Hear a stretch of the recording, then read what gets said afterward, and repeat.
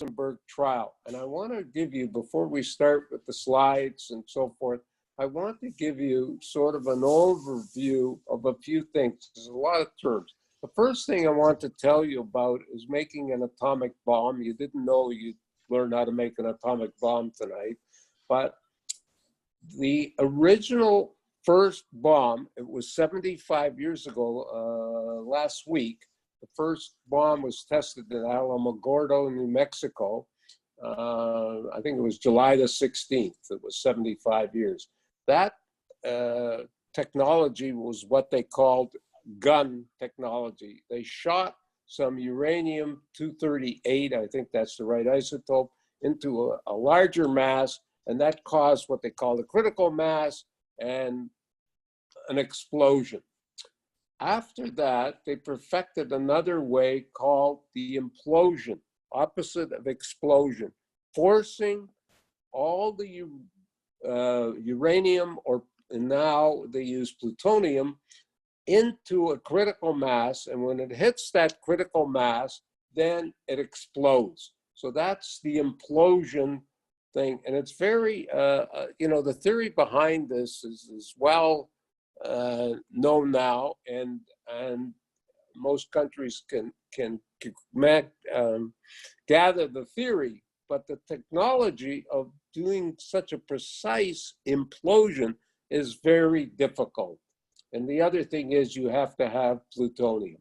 So let me give you some dates that are important to remember in this talk. 1942 to 1943, August 1942, February 1943, the German army, the Wehrmacht, suffered their first major defeat at Stalingrad. So that's when the tide of the war turned. It was the first time the Germans had really lost a major battle. And then 1945, as I mentioned, July the 16th, I think it was, first bomb was tested. The code name was Trinity. And then in August, they bought the two bombs on Hiroshima and Nagasaki. The first bomb was that gun method, and the second bomb was with plutonium with this implosion device.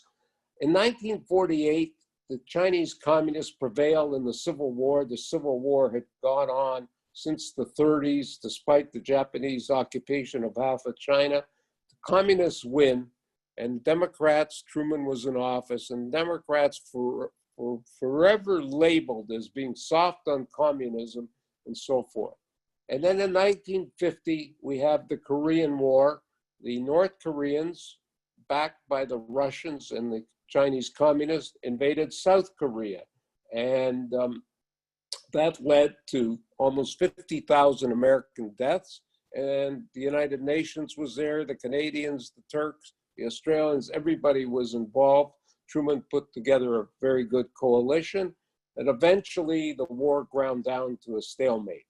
In 1951, the Rosenberg trial starts. We'll get into all the detail. And in 1953, as you all know, they got the death penalty. I wanted to just spend a few seconds differentiating this trial from all the others. In this trial, we still are not 100% sure, were they guilty? And they were guilty. What were they guilty of? Did they deserve the penalty and so forth? And all the other trials we're talking about, Dreyfus was not guilty, eventually was exonerated. Mendel Bayless was not guilty. Leo Frank was not guilty, but he was lynched. And Adolf Eichmann, obviously he was guilty. And by the way, in preparation for Adolf Eichmann, try and find this movie on HBO called Conspiracy. It's the Wannsee Conference where Adolf Eichmann was the recording secretary, how they planned to murder 6 million of our people, and they're all eating, drinking, smoking cigars. So that's terrible. Okay, enough dissertation on that. Okay, so the chief characters are Julius and Ethel Rosenberg. Ethel is 3 years older than Julius. They have a friend, Morton Sobel. There's a German-born physicist called Klaus Fuchs. And Klaus Fuchs was not Jewish, but he had fled Nazi Germany. He worked for the British, And then he was taken in. He was an excellent physicist, and he was taken into the American Manhattan Project to build the atomic bomb.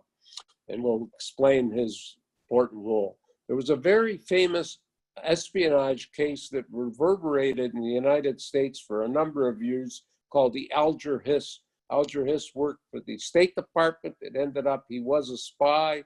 He was exposed by somebody called Whittaker Chambers. Harry Gold was the liaison and the courier of the information from Alamogordo, from David Greenglass to the Rosenbergs. And then we have David and Ruth Greenglass. Ruth Greenglass is Ethel and Julius's, well, David is Ethel's sister. I'm sorry, David is Ethel's brother, and Ruth Greenglass is his wife, and she was 19 years old, 20 years old. Emmanuel Bloch is the defense lawyer that the Rosenbergs used for most of their trial and their appeal of the death penalty. Max Lichter was a friend of the Rosenbergs. He was also involved in the spying. Sapol was the prosecutor. He was Jewish, and his assistant was Roy Cohen. And there's a very excellent documentary on Netflix about Roy Cohen, and it's well worth watching. It's Roy Cohen, bully,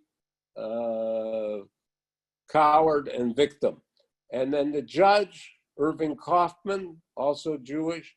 And lastly, the character Alexander Flekasov was the NKVD liaison for Julius Rosenberg. Okay, so let's have the first slide. The trial and execution of Julius and Ethel Rosenberg was probably the most momentous event in mid-20th century America. The Rosenberg trial is really the sum, and we have the next slide, please. The Rosenberg trial is really a sum of many stories. It's a story of two people deeply in love, Julius and Ethel, a story about spying, a story of a family torn apart by betrayal, and a story of a government consumed by fear. It's a story of paranoia, and it's a story, above all, of Cold War tensions. The context of the Rosenberg story is vital to understand that in 1945, the Russians, the Soviet Union is the term we'll use throughout because it was still the Soviet Union. Until the fall of communism, the Soviet Union is the term you should use. After the fall of communism in 1989, it became just the solitary state of Russia. So let's remember that the Soviet Union were allies of the America.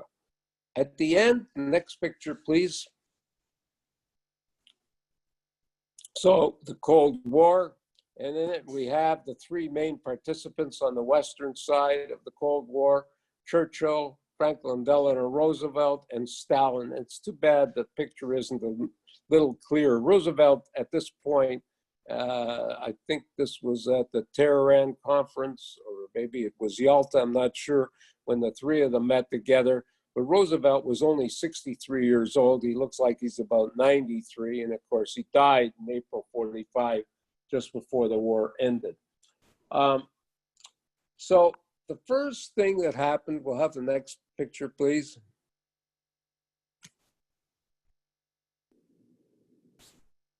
The Gazenko affair. So Igor Gazenko was the cipher clerk in the Russian embassy, or the Soviet Union embassy. I'm doing what I said I shouldn't do. The Soviet Union embassy in Ottawa. He decided to defect, and he got his wife and his children safely out of town so there could be no retaliation. He put himself, it was a hot summer day in Ottawa, and it was a Friday. He made a big mistake by trying to defect on a Friday. This is a true story with a little bit of humor about his defection. He goes to the Canadian Foreign Affairs, and he put on a raincoat, sort of a disguise, hot day, he's busy sweating. He approaches the secretary in the Foreign Affairs Department, and he says, I'm from the Soviet embassy, I want to defect to Canada. And she says, I'm sorry, I can't handle this right now. All of the people are out, they've all gone to their cottages in the Gatineaus. Well, he was very upset. The lady wasn't too smart. So he went to the RCMP headquarters, and apparently there was nobody on duty on this Friday afternoon, and he was turned away again. Finally, he went to the Ottawa Citizen, and the Ottawa Citizen, there was somebody there that had good thoughts, and they got him further in touch with the RCMP and Gazinko. So Gazinko was sort of the opening phase of how we all realized that the Soviet Union was spying on us and so forth. Okay, we'll have the next picture, please. Whoops. Okay. Winston Churchill goes to Fulton, Missouri, and he's invited by Harry Truman, and it's a commencement exercise, and he came up with the term, the Iron Curtain. And he said at this commencement address in Fulton, Missouri, that an Iron Curtain is descended, this was in 1947, I think, an Iron Curtain is descended across Europe from Stettin in the Baltic to somewhere in the Adriatic. There's this Iron Curtain, and all of Eastern Europe is behind the Iron Curtain. And then, as I mentioned, China fell to the Mao Zedong-led communists that increased the tension and so forth and so on. And we'll have the next slide, please.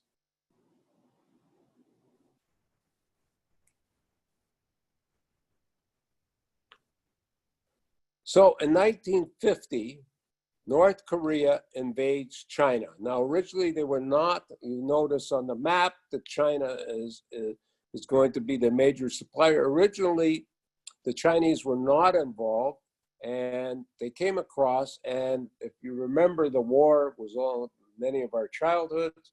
They cornered the Allied forces into a little corner around Busan, the port.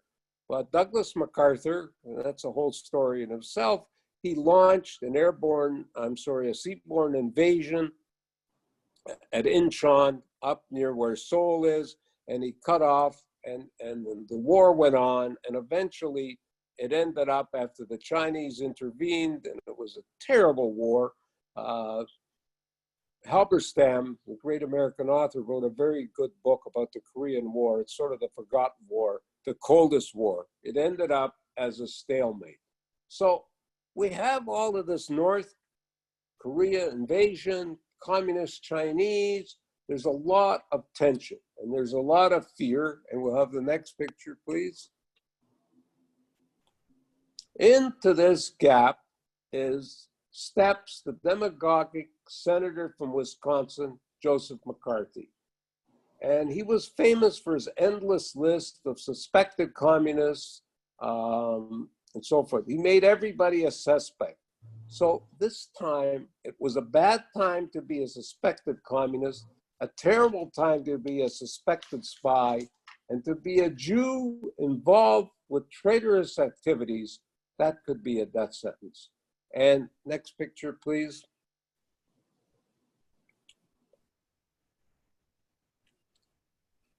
During World War II, Albert Einstein, you have to remember Albert Einstein was a theoretical physicist, but he had the name. Another physicist, also Jewish, a Hungarian Jew named Szilard, he approaches Einstein and he tells Einstein, do me a favor, put me on. I'm sorry? On there? I think you are, no? Okay, so Szilard convinces Einstein to write a letter to Franklin Roosevelt. And actually, they didn't get any connection. The reason he wanted Albert Einstein didn't understand. He was a theoretical physicist, cosmologist, and so forth, brilliant man, but he didn't understand the mechanics of how they could possibly use the energy in the atom to make a bomb and an explosion. So after a second letter, Roosevelt takes it to the scientific people, and they go ahead. Okay, somebody's not muted down there. They go ahead and they had launched the Manhattan Project. That was top secret, highly compartmentalized, and nobody knew what they were doing except for a few people like Oppenheimer and so forth. And one of the key sites for building the bomb was at Los Alamos, New Mexico. And we'll have the next picture, please.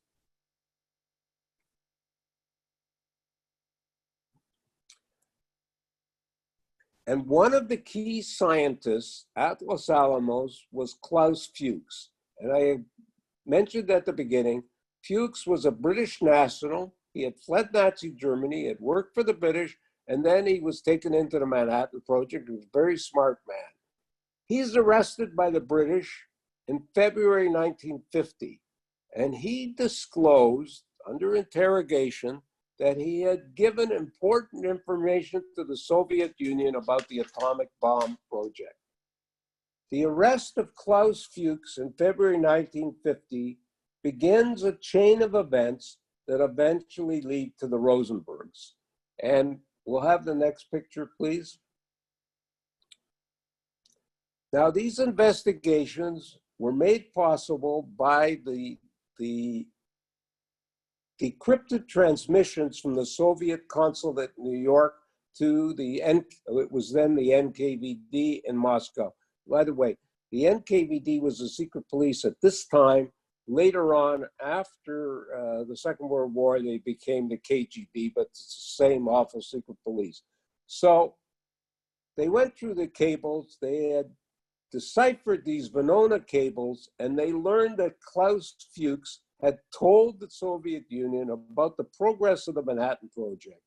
And Fuchs is confronted with the evidence that he had confessed, and he told the authorities he had met with a spy named Raymond, codename Raymond.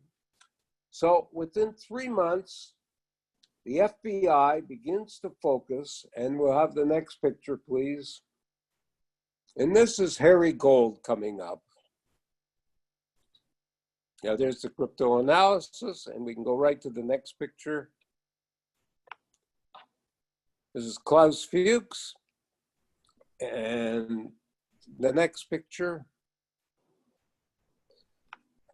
This guy looks like, I'm sorry to use the Yiddish, he looks like a schlemazel, but he was the courier. He had spent 16 years behind bars for his role as the courier of Fuchs. His code name was Raymond.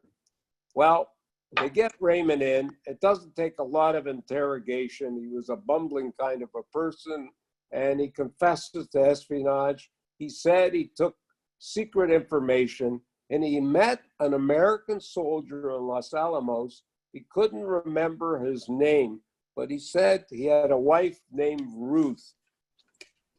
And he had taken the information from the unknown soldier. He met the soldier in Albuquerque, New Mexico, which is near Los Alamos. And he had taken it and brought it to New York City. Well, by June the 1st, 1950, the FBI had narrowed the search for the soldier. They were looking for an enlisted man who had been stationed in Los Alamos. He was married, had no children, and his wife's name was Ruth. Well, they didn't have computers then, but they went through all the employment files because thousands of people were employed at Los Alamos and so forth. And soon they found, and we'll have the next picture, David Greenglass, Ethel Rosenberg's brother. Okay, so here we have the couriering, and here's David Greenglass. Now, Gold related, he paid $500 in September 1945 to this soldier in Albuquerque, New Mexico.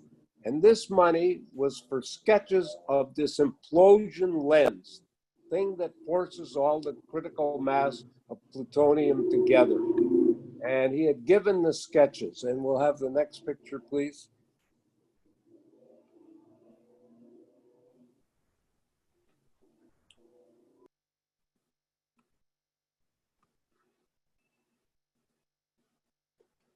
Okay, so, okay, here we have, this is sort of a facsimile. Now, this is the interesting part of this case that has never been solved. How did David Greenglass get into this critical position where he was able to make sketches? And why was he posted to Los Alamos? It's either a phenomenal coincidence. This is a man who had leftward leanings, and Rosenberg got all excited when he found out, Julius got all excited when he found out that his brother-in-law, David Greenglass, was posted to Los Alamos where they were building something secret. This is the part that nobody has ever been able to find. At any rate, the FBI begins to interrogate David Greenglass, and they got a military picture. And it's also important to understand David Greenglass only had high school education. So he made rough sketches.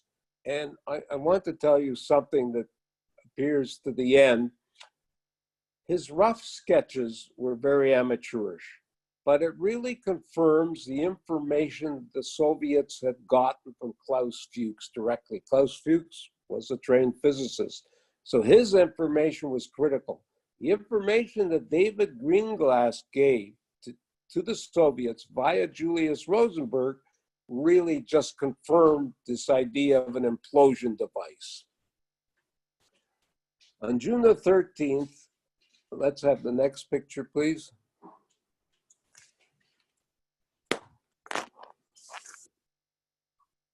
On June the 13th, Greenglass implicates his brother-in-law Julius and his wife Ethel as being parties to a Soviet spy ring.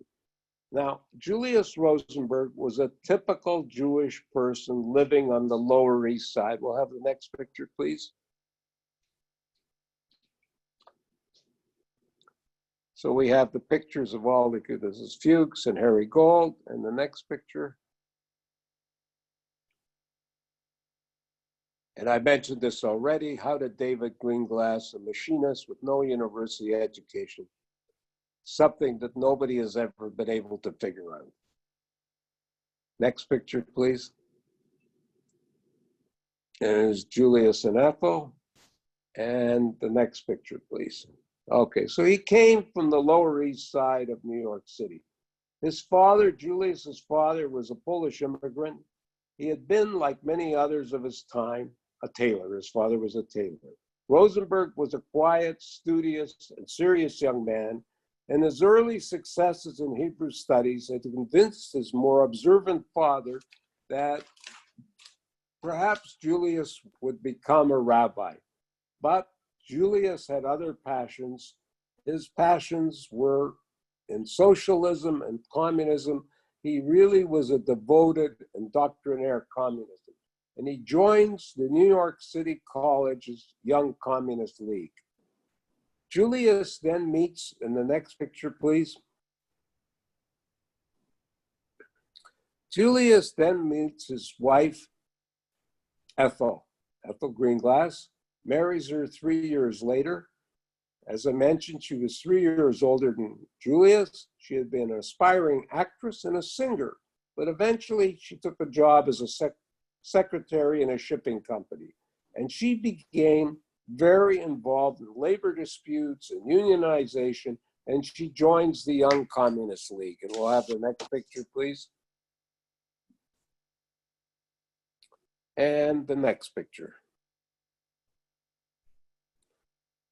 We have to understand at this point in the war, the Soviets were absorbing tremendous punishment. And you know, because we're brought up with Hollywood, we really don't understand a lot of the Second World War.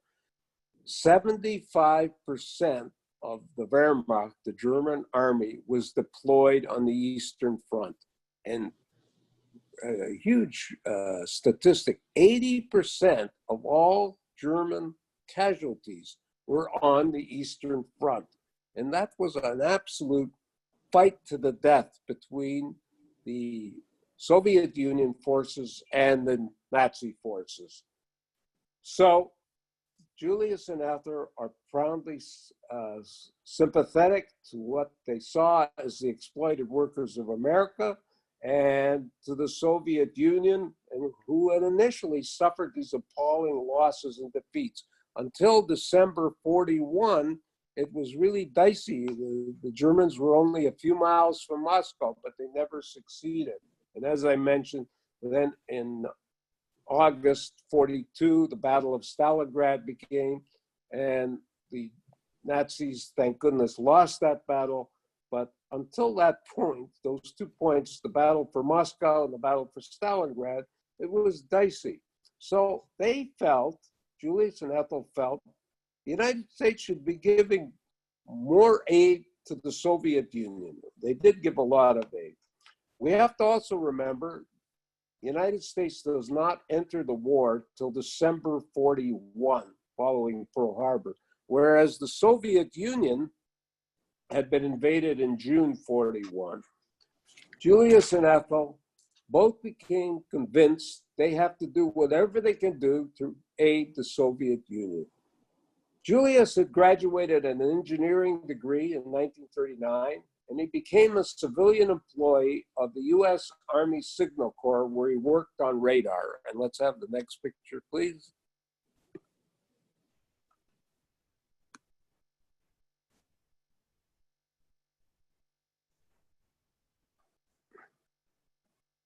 Rosenberg, some of the things that he provided to his Soviet contacts were thousands of classified reports from Emerson Radio, and they included a complete proximity fuse, and apparently this proximity fuse was the same design that was linked to the missile that shot down Gary Powers' U-2 flight in 1960.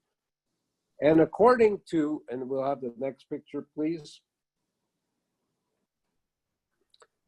And this was Julius Rosenberg's contact, Alexander Sonovich Flekasov. And he was a Soviet spy, and it should read NKVD. I'm sorry, it's spelling wrong. He's the one who gets the information from Julius and Ethel. He does not get it from Klaus Fuchs. Klaus Fuchs had a different contact. Okay, so Rosenberg recruited many talented and sympathetic individuals to help the Soviet Union and the communist cause. And we'll have the next picture, please. And we can go through these. Joel Barr was another friend that spied for the Soviet Union. And then the next picture. Alfred Sarant was another. And then William Pearl is the next. And then Morton Sobel. Morton Sobel was the one closest to Julius. Well, by 1943, the Soviet Union was the key ally of the West, and the Soviet army and the people absorbed millions of casualties. In the United States, every life is precious, and here's a couple of slides that have to do with the Eastern Front, the Russian front. And the next picture. In the United States during World War II, suffered 400,000 American servicemen were killed during the war. In contrast, that every life is precious, and I'm not demeaning in all the American contribution. In the Soviet Union, they lost 10 million soldiers killed and 17 million civilians for a total death. That's why it's still an open wound. And it's called by Putin, he uses that a great deal in his politics. So the war in the East, 27 million. So you could see, and it doesn't justify it, but you could see why they were good. So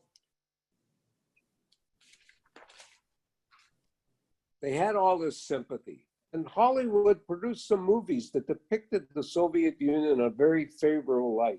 Conservative figures like General Douglas MacArthur, Winston Churchill, and others, they sang the praises of the Soviet Union. As I mentioned, 3/4 of the Wehrmacht, the German army, were tied up on the Eastern Front. And and they had this tremendous percentage of casualties. So it's somewhat easy to understand how Julius Rosenberg, David Greenglass, and others might be tempted to supply as much aid as possible to the beleaguered Soviet, even though this was top secret. Greenglass related as early as 1943 that Julius began to talk to him about espionage, and they had to aid the Soviet Union.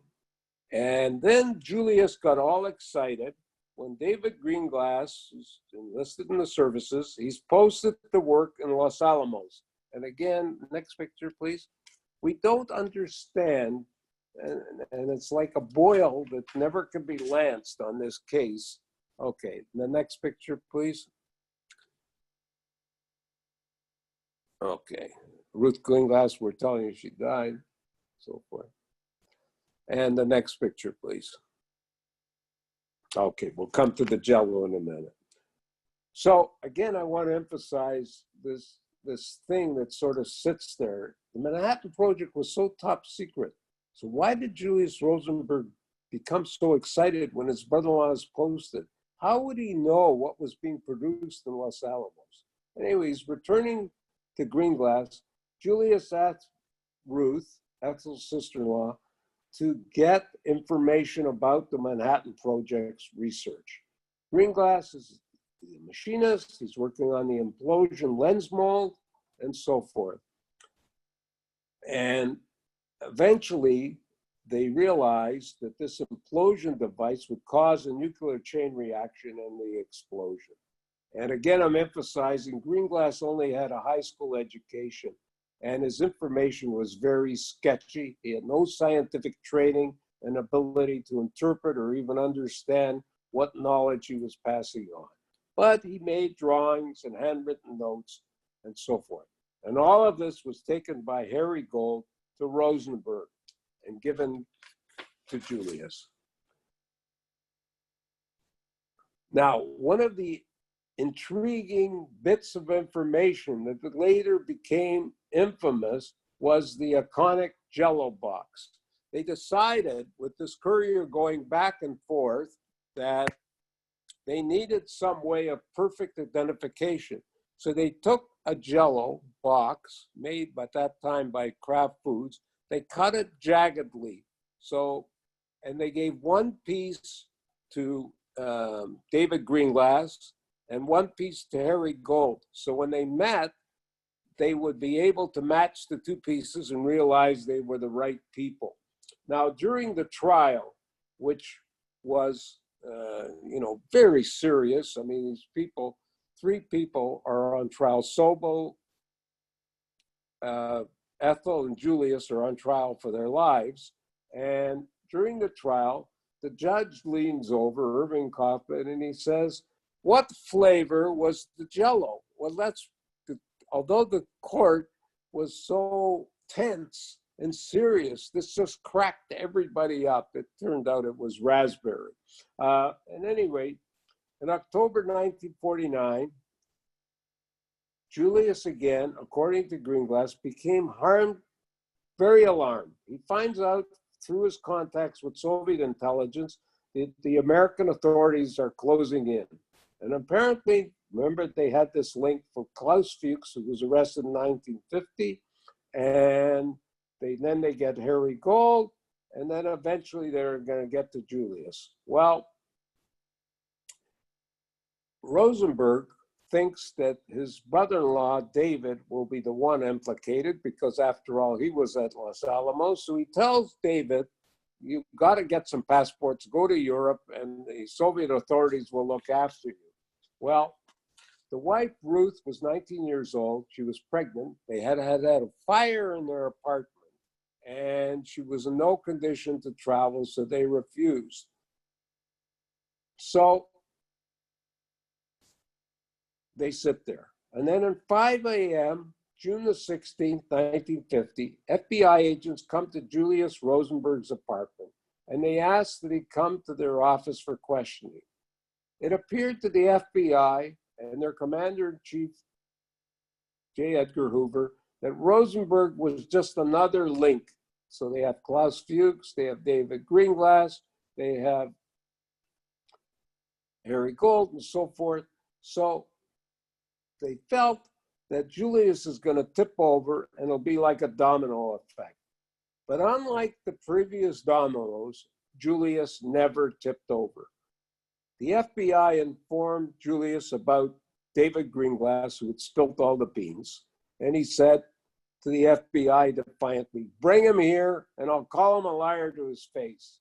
Now aware of the seriousness of the charges, Julius hires the attorney that'll fight the government to the end, Emanuel Bloch. Now, Emanuel Bloch had a son who also participated, but sorry, I don't remember his son's first name, but he was another Bloch. Okay, next slide, please. There's the judge, Irving Kaufman. And the next slide, please. Klaus Fuchs again, okay. Sometimes we have too many slides. And the next slide, please. Okay, this is the FBI.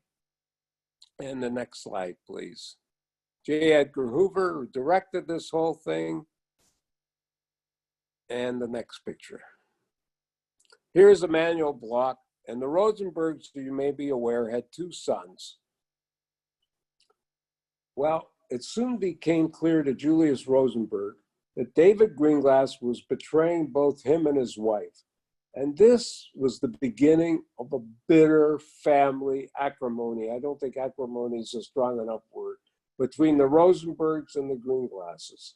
On June 17, 1950, after detailed statements by both Ruth and David Greenglass, Julius is arrested. Two FBI agents come to the Rosenberg apartment. They handcuff Julius in full view of his two sons, and they drag him out, and a full team of agents goes through the apartment. They trash everything looking for incriminating evidence. By this point, Ethel Rosenberg, the next picture, please. Here's the two boys, Robert and Michael, the name. By the way, I put this picture in one of my books and I had to pay Getty. This picture is very valuable. They wanted about $200 for this picture to publish it in a book. Anyways, okay, the next picture, please. Up until this point, Ethel Rosenberg had not been a person of interest. And then the realization struck the key authorities in the FBI that Ethel could be used as leverage because they could see Julius is not going to break. Julius had not implicated anybody else. So pressure him by using his wife. So if they use his wife and put enough pressure on, he will break. Every analyst of the case has commented that the evidence against Ethel Rosenberg was so weak as to be almost non-existent. On August the 11th, 1950, Ethel is arrested on a New York street as she walked to catch the subway. She's immediately imprisoned, and they didn't even give her an opportunity to arrange any care for the two young boys. Finally, a neighbor came and looked after the two children. After a few weeks in jail, it became clear to the government and its prosecutors that the lever would not work. Ethel is not going to crack, Julius is not going to crack, and Julius would not implicate anyone else. And Julius continues to refuse to cooperate with authorities. So the government is now committed to prosecute Ethel as an equal partner in the espionage conspiracy. Ruth Greenglass had testified that Ethel had typed up the notes that David had provided. While the FBI is closing in on the Greenglasses, a number of Julius's acquaintances began to disappear. Joel Barr, we had his picture earlier, we could have him again. Next picture. Joe Barr flees to Paris, and Martin Sobel flees to Mexico. So the day that all of these arrests were taking place. Morton Sobel goes to Mexico City. He doesn't have a passport. He needs to get to Europe without a passport. He goes to a number of Mexican ports. He thought he could get on a tramp steamer without a passport. But on August the 16th, 1950, Morton Sobel goes back to his Mexico City apartment, and he's confronted by a band of pistol-waving Mexicans. They didn't bother with extradition. They simply kidnapped him, and he's unceremoniously packed into a car and driven 800 miles to Laredo, Texas, on the Mexican-American border. He's turned over to the FBI. And we'll have the next picture, please.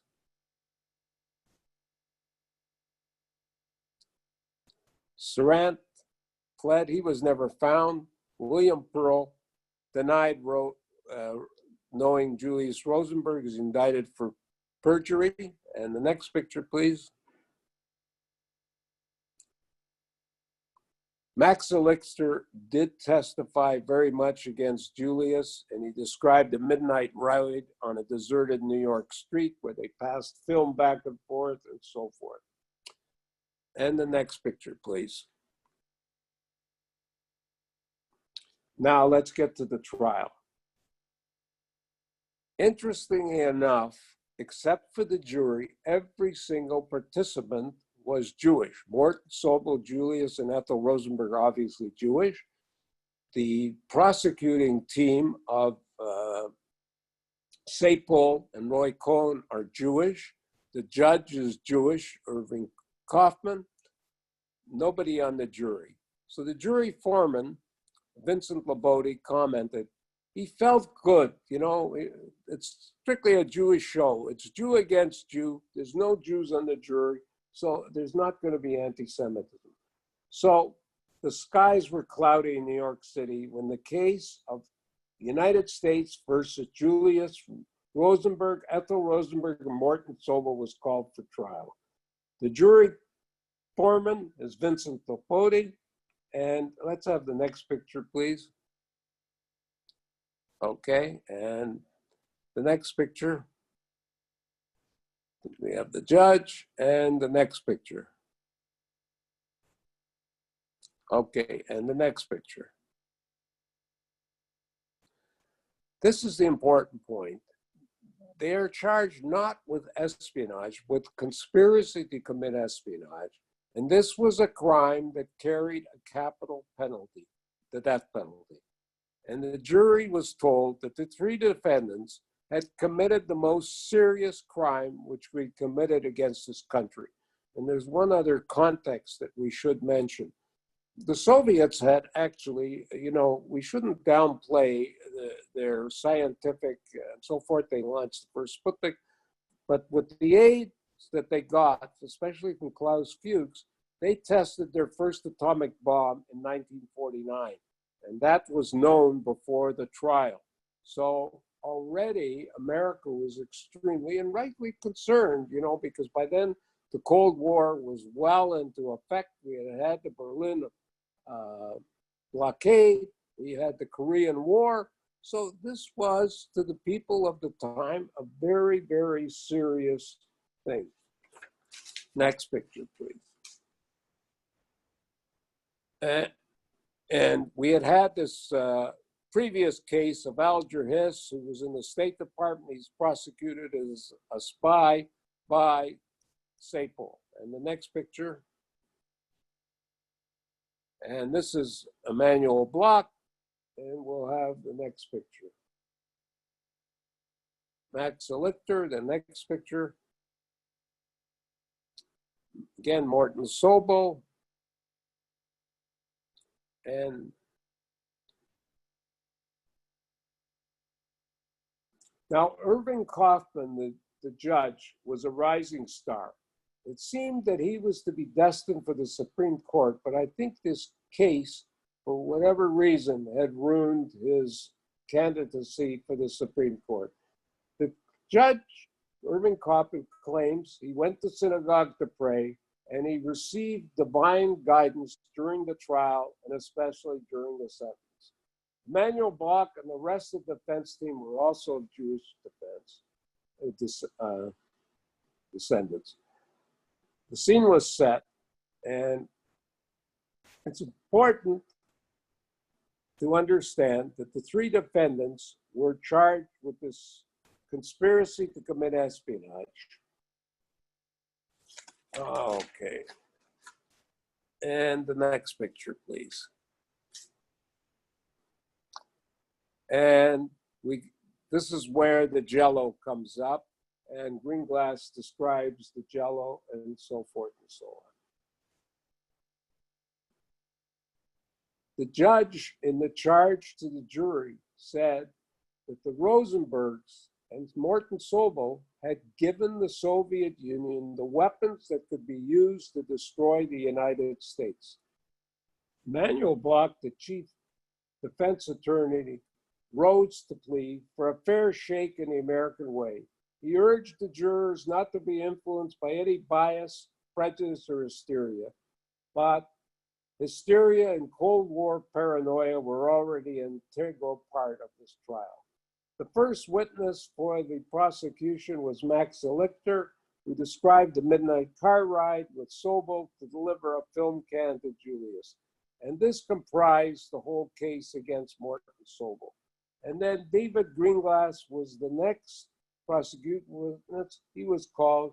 Greenglass was questioned by Ron Cohen, and Greenglass testifies he had passed sketches of the implosion lens mold to Rosenberg. Then they got an atomic energy physicist, a Walter Koski. He got up, he explained to the jury the significance of the sketches and the fact that they gave the secret of the implosion device to the Soviet Union. Now, it was never commented in the trial about the poor education of Greenglass, the lack of specificity of the information. He just made rough sketches.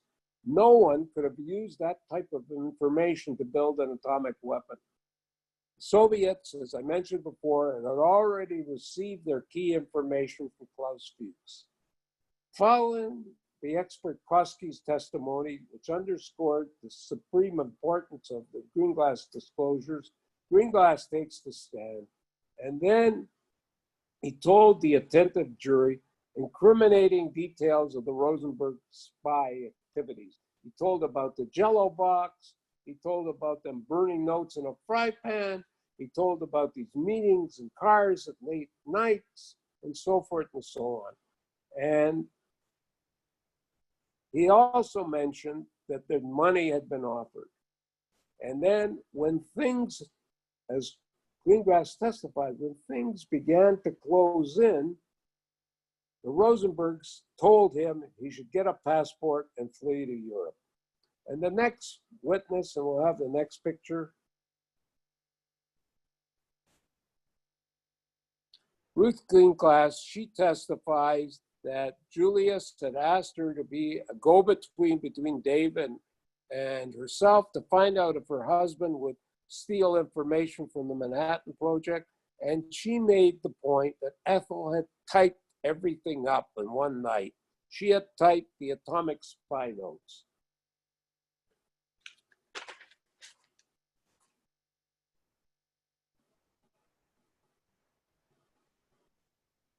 She then claimed that Julius further instructed her on how to meet the courier Harry Gold, and she was to meet Harry Gold at their apartment in Albuquerque, New Mexico, and he's going to identify himself with the cut-up piece of Jello box. And because of this, at this point, no evidence had been presented on Ethel. And then Ruth shifts her focus of her testimony onto Ethel. She describes how Ethel had spent hours typing David's atomic spy notes, and an entire evening in January 1945 was spent typing the handwritten notes. That was the case against Ethel. And the next picture, please. There's the typewriter. And the next picture, please. Harry Gold, by this time, had already gotten a 30-year sentence. So he had nothing to lose with his testimony, and he was completely cooperative. And he told how he had couriered the stuff, and he testified how he had met with another Soviet official, Anatoly Yakovlev, and Yakovlev had given him a piece of onion skin paper with the name Green Glass written on it. So that was sort of how they developed the contacts. The paper also had the Albuquerque Green Glass apartment address on. Obviously, the Soviets had gotten this from Rosenberg to give to Harry Gold.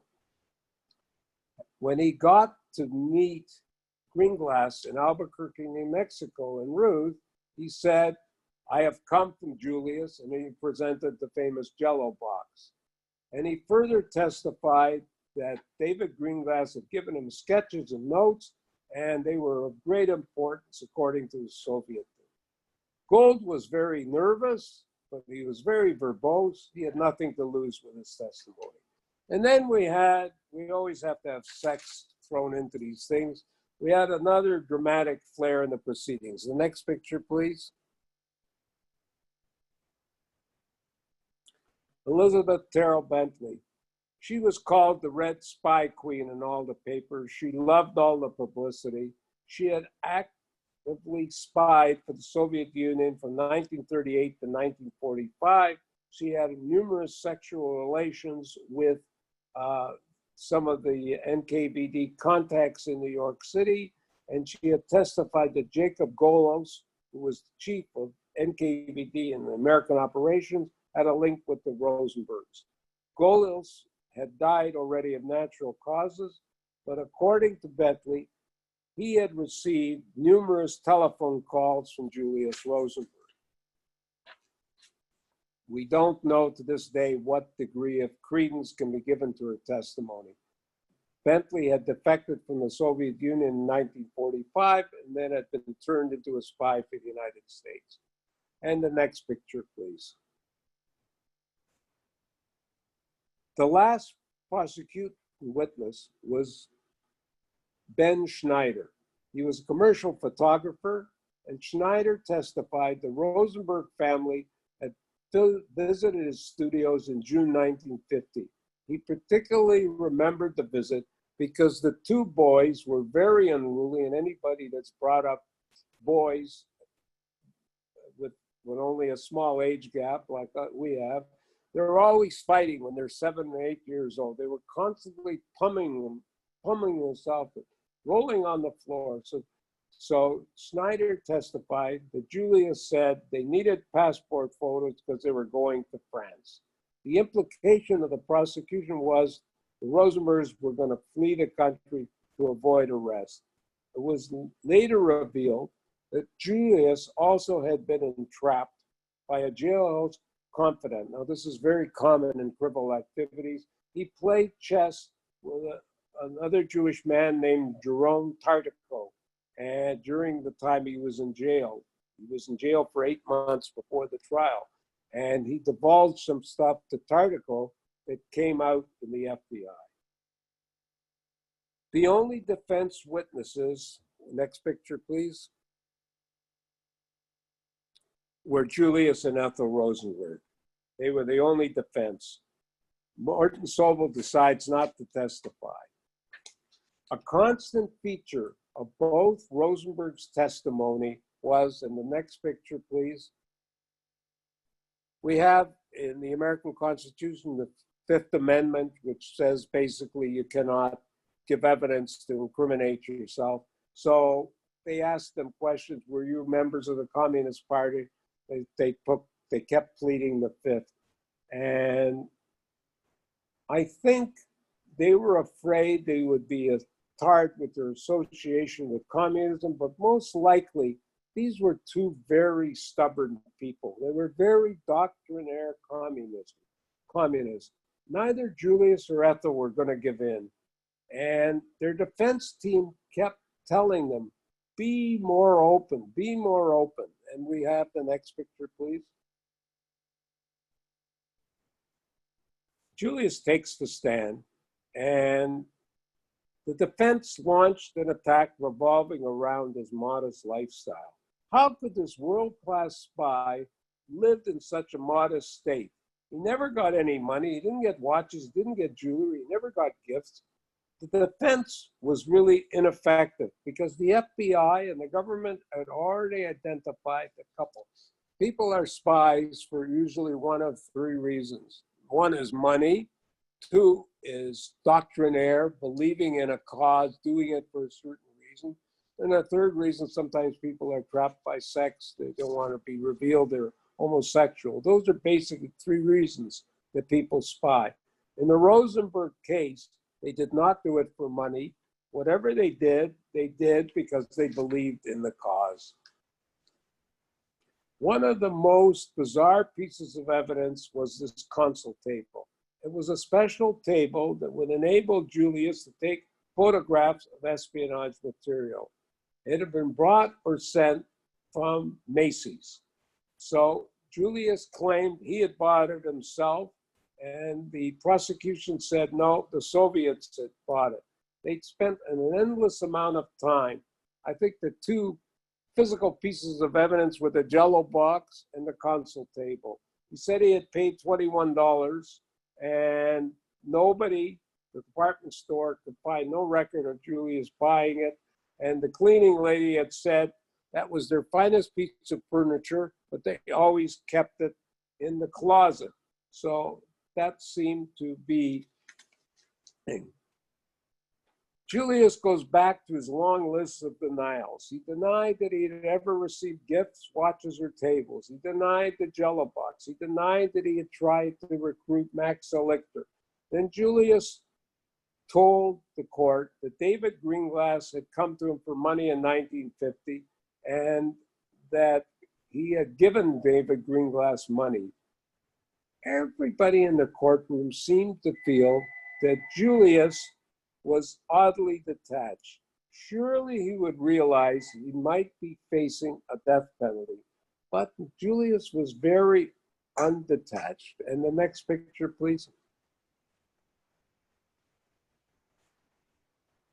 Ethel is called to the stand. She changed her image. She could have been much more sympathetic. She changed her image from a dutiful wife and a caring mother with two small boys. She destroyed all hope of sympathy. She repeated the Fifth Amendment constantly. She was very confrontational. She denied things tensely, and she showed visible contempt for the proceedings. So this really destroyed her whole appearance. Usually in a court, I'm not being chauvinistic, usually a woman can get some sympathy, being a mother of two small children and so forth. She did not get any of that sympathy. The witnesses were now finished. Their testimony and summations began. The 11 men and one woman jury was sequestered to begin the deliberation. They spent several hours arguing about Ethel, I think. We'll never know because unlike today, the jury didn't divulge anything. There was one woman on the jury. There was one Afro-American, one woman. The other 10 were not Jewish, but nobody was Jewish on the jury. Finally, the holdout, the woman on the jury, agrees with the guilty plea. And all three defendants are found guilty. And the next picture, please. There's the jury, and if you look carefully on what I think is my left, you can see the one Afro-American, and certainly they're dressed for the 50s. I think that's the foreman. Judge Kaufman goes to synagogue. He prays. He consults his higher authority, God. He reconvenes the trial. He called their crime worse than murder and blamed 50,000 American deaths in Korea on them because they felt the North Koreans, the Chinese had never gone to war if not for the Soviet Union having atomic weapons. He sentenced Julius and Ethel Rosenberg to death in the electric chair, and Morton Sobel gets 30 years. And then I think the most dramatic part of the entire case was the 2-year-long battle by Emanuel Bloch to save the Rosenberg's life. And I remember as a little boy, I wasn't that little, but I was about 13 or 14. My parents, who were very socialistic, believed in the Rosenbergs. No one knew how much guilt they had. And I was asked by my parents to deliver leaflets to the milk boxes on my paper route, trying to get the Rosenbergs off. At any rate, this 2-year battle, Emanuel Bloch took care of the children. He drafted appeals. He went to every court, and he went to the White House. Eisenhower, let's have a picture of Eisenhower, please. So this is Jeff Coffin, and the next picture. Okay, and the next. And the next. So Eisenhower refuses any clemency, and they don't get a last-minute stay of execution. Worldwide protests were mounted. Protest marches were mounted everywhere. And as I mentioned, I was busy delivering mailbox things. Next picture, please. And there's the protest. They even got an appeal of clemency from Pope Pius XII, not the best Jewish friend we've ever had in the Vatican. He appealed for clemency. There were radio broadcasts, an avalanche of mail, all to no avail. Julius and Ethel Rosenberg are executed shortly after 8 p.m. on Saturday, June the 19th, 1953. The executions had been delayed in a last-minute appeal, so it would not take place on the Jewish Sabbath. And the next picture, please. Ethel was a diminutive woman, and when they put her in the electric chair, they were both electrocuted. The straps were not adjusted for her size, and the first 57 jolt of electricity did not kill her, and she had to be restrapped and given 2 more charges of electricity before she was dead. She remained for a long time the only woman executed by the American government since Mary Surratt. And we have the next picture. Mary Surratt was involved in the assassination of Lincoln, and she was hung for that. And that's a picture of Mary Surratt there. And the next picture, please. In the decades that have followed the Rosenbergs, all the lingering doubts about the association of Julius Rosenberg with the Soviets have disappeared. With the fall of communism and the disintegration of the Soviet Union, all the files have been opened, or most of them. Alexander Felikasov, a Soviet NKVD officer, he was the contact for Julius. Julius had actually 2 code names, Athena and Liberal. He admitted Rosenberg's role in spying for the Soviet Union. He had warm feelings for him, and to what degree Julius participated in atomic espionage is very unclear. And apparently it's recently come out there was another Jewish person that was at Los Alamos that also gave the Soviets information. The information that Julius Rosenberg turned to the Soviets, the proximity fuse, the radar technology was all very bona fide. The information about the atomic bomb was really not worthwhile. It simply confirmed what they had already gotten from Klaus Fuchs.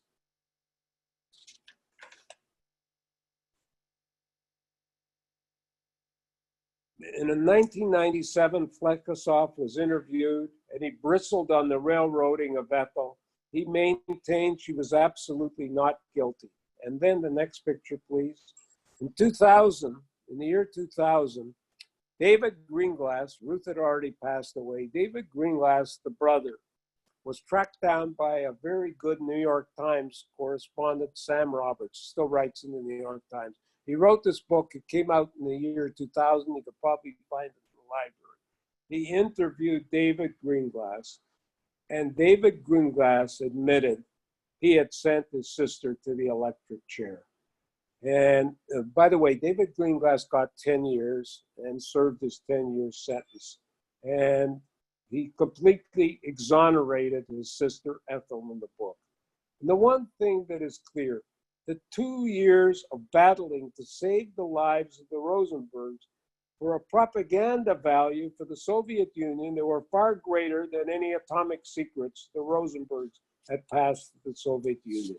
And just a bit of an epilogue, Joel Barr, the dedicated communist, spent most of his life working for the Soviet Union in Czechoslovakia and Russia. Morton Sobel got 30 years. He was paroled after serving 17 years in 1969. And next picture, please. Michael and Robert Meeropol, they were adopted by a folk singer called Meeropol. The Rosenberg sons, they both became successful academics. They'd had professorships at mid-sized universities, and they had a very good career. I think they probably now both retired. And then next picture, please.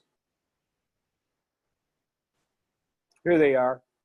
For a long time, the two boys did not admit that their parents were Soviet spies. They just could not believe. They thought the whole thing had been a railroad.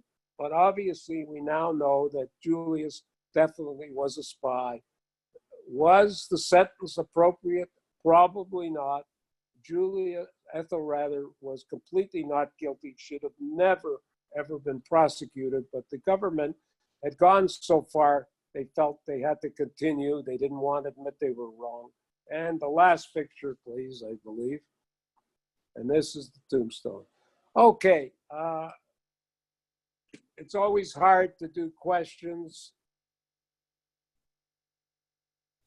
but we will try our hardest to take questions. If you raise your hands, I'm glad to see you here, Gordon. Gordon's our guest from the United States. Thank you for coming. Anybody have any questions or comments, complaints, criticisms? Anyone? Raise your hand. No questions? Are we sure? Okay, so people often ask, were they guilty? Ethel, absolutely not. Julius was not guilty of passing atomic secrets because the information they gave just corroborated what Klaus Fuchs had given the Soviet Union previously.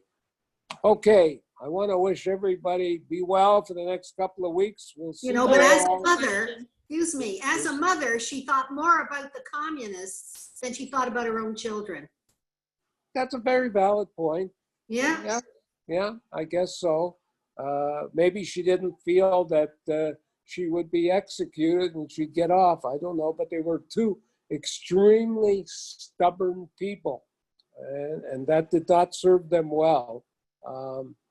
I don't think they could have ever made a deal. And the big villain in the case is the brother, David Greenglass. He sent his sister to the electric chair because he was afraid his wife would be implicated. And the last thing I want to emphasize is the posting of David Greenglass to Los Alamos. How was he posted there? Was there some person high up that we'll never know about that arranged for him to be posted? Or was it just a coincidence? We'll never know, but it's a bizarre coincidence. Why did Julius get so excited when his brother-in-law is posted to Los Alamos? Again, we'll never know the answer to those things. Thank you all very much. I wish you all well. And good comment about the mother. She wasn't a good mother, but the boys were very good boys. Yeah. Thank you. And be well. And see you in 2 weeks. And see The Conspiracy on HBO. It's